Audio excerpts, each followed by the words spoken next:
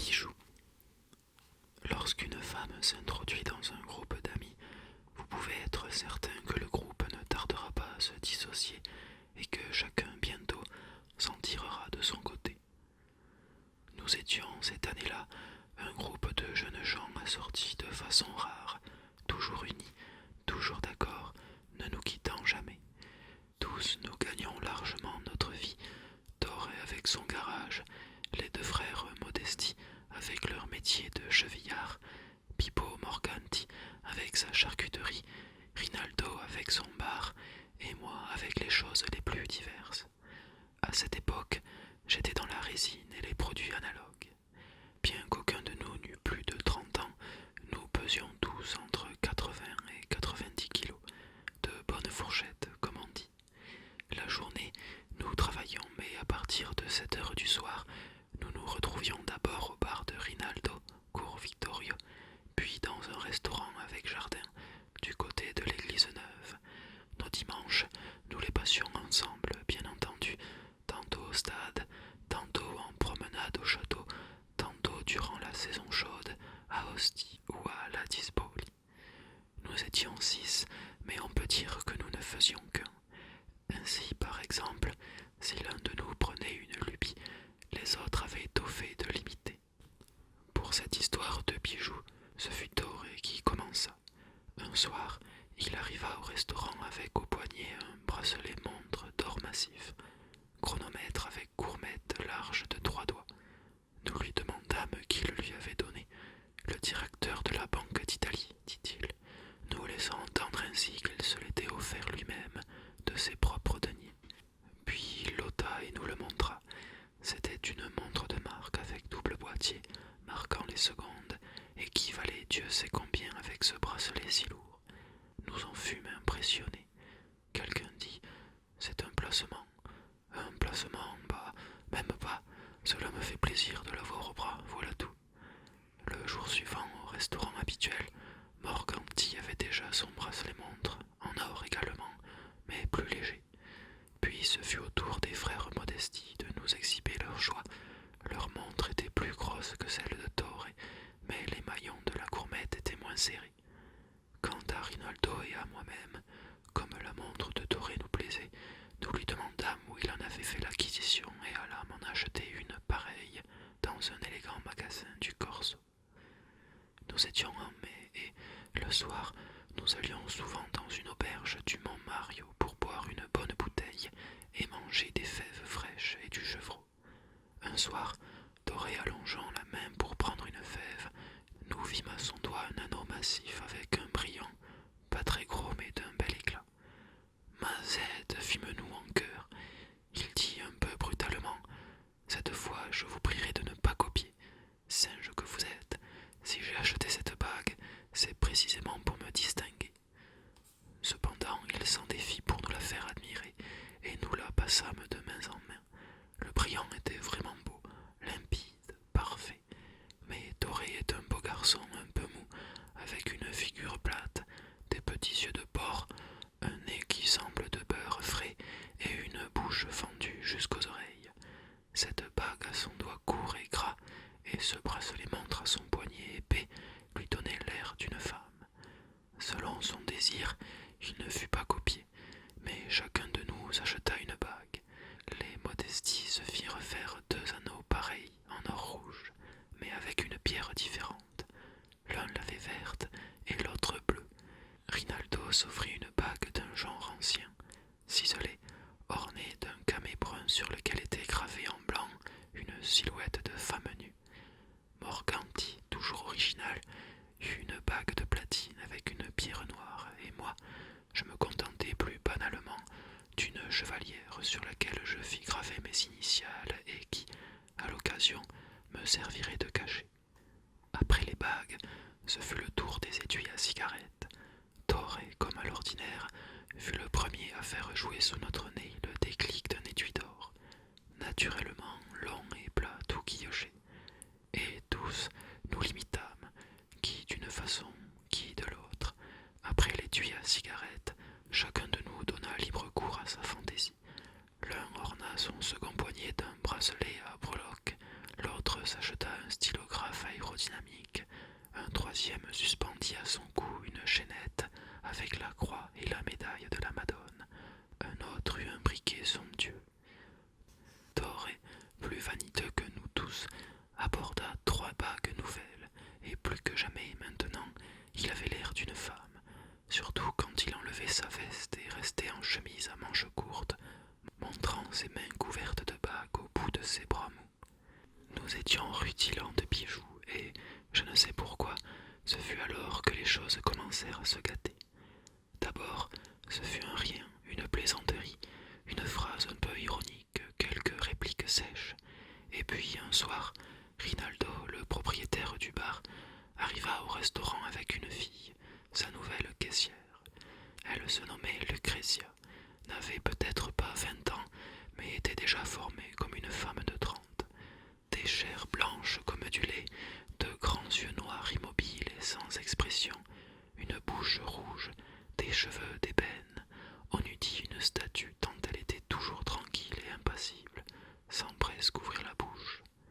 Rinaldo nous confia qu'il l'avait trouvée par les petites annonces. Il ne savait rien d'elle, ni si elle avait une famille, ni avec qui elle vivait. Tout à fait ce qu'il lui fallait, ajouta-t-il, pour tenir la caisse. Une belle fille dont la beauté attirerait les clients, mais qui, par son sérieux, les tiendrait à distance. Si la femme laide n'attire pas, la belle trop facile travaille mal et provoque le désordre.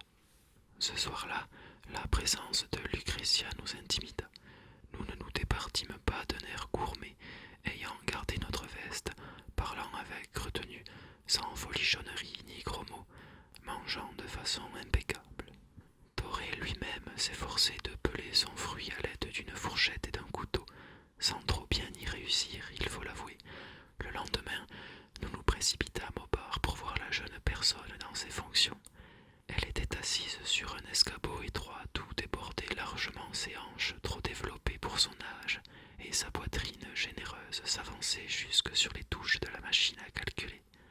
Bouche bée, nous la regardions, calme, précise, qui distribuait sans hâte les fiches de prix, tapotant sa machine sans regarder ses doigts, les yeux fixés devant elle. Par intervalles, sa voix tranquille avertissait le barman. 2 express, un bitter, une orangeade, une bière. Elle ne souriait jamais, ne regardait jamais le client, et pourtant il en était qui venaient jusque sous son nez pour se faire regarder. Elle était convenablement vêtue, mais de façon très modeste. Une robe blanche, sans manches, toute simple, mais nette, fraîche, bien repassée. Et pas de bijoux, pas même de boucles d'oreilles, bien que ses lobes fussent percés. Nous, vous comprenez, en la voyant si belle, nous commençâmes à plaisanter avec elle, encouragés par Rinaldo, fier de sa caissière. Mais très vite elle nous dit « Nous nous verrons ce soir au restaurant, n'est-ce pas? Alors ne me faites pas perdre mon temps quand je travaille. Je n'aime pas qu'on me dérange. » Toré, à qui s'adressaient ces paroles, car il se montrait le plus entreprenant et le plus indiscret, dit en feignant la surprise. « Mille excuses, vous savez, nous ne sommes que de pauvres gens. Nous ignorions que nous avions affaire à une princesse. Excusez-nous, nous ne voulions pas vous offenser. » Et elle, sèchement, « Je ne suis pas une princesse, mais une pauvre fille qui gagne sa vie en travaillant. Et vous ne m'avez pas offensé. Un café et un bitter. » Et il ne nous resta plus qu'à nous en aller, assez mortifiés. Le soir, comme de coutume, nous nous retrouvâmes au restaurant où Rinaldo arriva en dernier avec Lucrezia et nous commandâmes aussitôt le repas. Au début, pendant que nous attendions d'être servis, une certaine gêne pesa sur nous. Puis le patron arriva portant un grand plat de poulet à la romaine, garni de poivrons et arrosé de sauce tomate. Alors nous nous regardâmes et Toré, interprétant le sentiment de tous, s'exclama « Voulez-vous que je vous dise? Eh bien, à table, j'aime avoir mes aises. Faites comme moi, et vous vous en trouverez bien. » Ce disant, de ses 2 mains couvertes de bagues, il saisit une cuisse de poulet, la porta à sa bouche et se mit à la dévorer à belles dents. Ce fut le signal. Après une minute d'hésitation, nous mangions tous avec nos doigts. tous, sauf Rinaldo et bien entendu Lucrezia, qui épluchait soigneusement un petit morceau de carcasse. Au bout d'un moment, ragaillardi, nous avions retrouvé en tout et pour tout notre habituel laisser-aller. Nous parlions la bouche pleine, avalions d'un trait de grands verres de vin plein à ras-bord et, vautrés sur nos chaises, racontions nos sempiternelles gaudrioles. Et même, peut-être par défi, nous comportions-nous plus mal qu'à l'ordinaire. Je ne me souviens pas d'avoir autant mangé et avec autant de plaisir que ce soir-là. Le dîner terminé, Doré relâcha d'un cran la ceinture de son pantalon et éructa profondément, à faire trembler le plafond si nous n'eussions été à l'air libre, sous une pergola. Ouf, fit-il, je me sens mieux. Il prit un cure-dent et, comme il le faisait toujours, se mit à se gratter les dents l'une après l'autre, puis, son cure-dent au coin des lèvres, il nous raconta une histoire des plus épicées. Lucrezia alors se leva. Rinaldo, dit-elle, je me sens lasse. Si cela ne t'ennuie pas, veux-tu me raccompagner? Nous nous lançâmes un clin d'œil significatif. Comment? Elle était caissière depuis 2 jours et déjà ils s'appelaient par leur petit nom. En fait d'annonce de journal. Dès qu'ils furent partis, Doré éructa de nouveau et déclara: il était temps qu'elle s'en aille, je n'en pouvais plus. Vous avez vu cette poseuse? Et lui qui la suit, tout doux comme un agneau. Quant aux petites annonces, parlons plutôt de rubriques des mariages. Pendant 2 ou 3 jours, les mêmes scènes se reproduisirent. Lucrezia mangeait silencieuse et discrète. Nous autres, nous faisions semblant de l'ignorer et Rinaldo, entre elle et nous, ne savait plus que faire. Mais quelque chose se préparait et nous le sentions tous. La fille, une eau dormante, ne faisait mine de rien mais cherchait sans cesse à ce que Rinaldo choisisse entre elle et nous. Enfin, un soir, sans raison précise, peut-être parce qu'il faisait chaud et que la chaleur excite les nerfs, Rinaldo, au beau milieu du dîner, nous déclara agressif: c'est la dernière fois que je viens manger avec vous. Nous restâmes stupéfaits. Doré demanda: ah, vraiment? Et pourquoi? Parce que vous me dégoûtez. Nous te dégoûtons. Oh, nous le regrettons infiniment. Vous êtes une bande de cochons, voilà ce que vous êtes. Mais tu en as une façon de parler, tu es fou. Oui, vous êtes une bande de cochons, et je le dis et je le répète, vous voir manger me donne envie de vomir. Nous étions tout rouges de colère et certains d'entre nous s'étaient levés. Le premier cochon, c'est toi, dit Doré. De quel droit nous juges-tu? N'étions-nous pas toujours ensemble? Ne faisions-nous pas toujours les mêmes choses? Tais-toi, dit Rinaldo. Avec tous ces bijoux que tu as sur le dos, tu as tout l'air d'une... Il ne te manque que le parfum. Dis, tu n'y as pas pensé à te parfumer? Le coup était dirigé contre nous tous, et comprenant d'où il venait, nous regardâmes Lucrezia, mais elle, hypocrite, tirait Rinaldo par la manche en le suppliant de se taire et de s'en aller. Doré lui dit alors: toi aussi tu portes des bijoux, toi aussi tu as un bracelet montre et une bague, toi comme les autres. Et Rinaldo hors de lui: moi? Eh bien, savez-vous ce que j'en fais? Je les lui donne, à elle. Tiens, Lucrezia, prends, je t'en fais cadeau. Et tout en parlant, il ôtait son bracelet montre et sa bague, tirait de sa poche son étui à cigarette et jetait le tout sur les genoux de la jeune fille. Vous autres, ajouta-t-il, insultant, c'est une chose que vous ne ferez sûrement pas. Vous n'en êtes pas capable. Va au diable, dit Doré, mais on sentait que maintenant il avait honte de toutes ces bagues qu'il portait au doigt. Rinaldo, reprends tout cela et allons-nous-en, dit Lucrezia avec calme. Elle brillanta les objets que Rinaldo venait de lui donner et les lui fourra dans sa poche. Rinaldo, cependant, poussé par on ne sait quelle rancœur, continuait à nous invectiver tout en se laissant entraîner par Lucrezia. Vous êtes des malappris, je vous le dis, moi. Apprenez donc à manger, apprenez à vivre. Cochon! Imbécile, hurla Doré furieux. Imbécile, tu t'es laissé embobiner par cette autre idiote qui est à côté de poignardé par le col de sa chemise. Nous dûmes les séparer.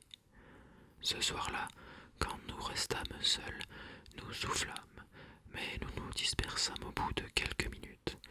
Le soir suivant, nous nous retrouvions, mais désormais l'ancienne gaieté s'était envolée. Nous pûmes remarquer que plusieurs mains n'exhibaient plus de bagues. 2 jours plus tard, aucun de nous ne portait de bijoux, mais nous étions plus abrutis que jamais. Une semaine passa, et puis une fois sous un prétexte, une fois sous une autre, nous cessâmes peu à peu de nous réunir. C'était fini, et, on le sait, les choses finies ne recommencent pas. Personne n'aime le réchauffer. J'ai appris récemment que Rinaldo avait épousé Lucrezia. On m'a raconté que, à l'église, elle était plus couverte de joyaux qu'une statue de la Madone. Et Torre, je l'ai aperçu il y a quelque temps dans son garage. Il avait un anneau au doigt, ni d'or ni de brillant cette fois, un simple anneau d'argent.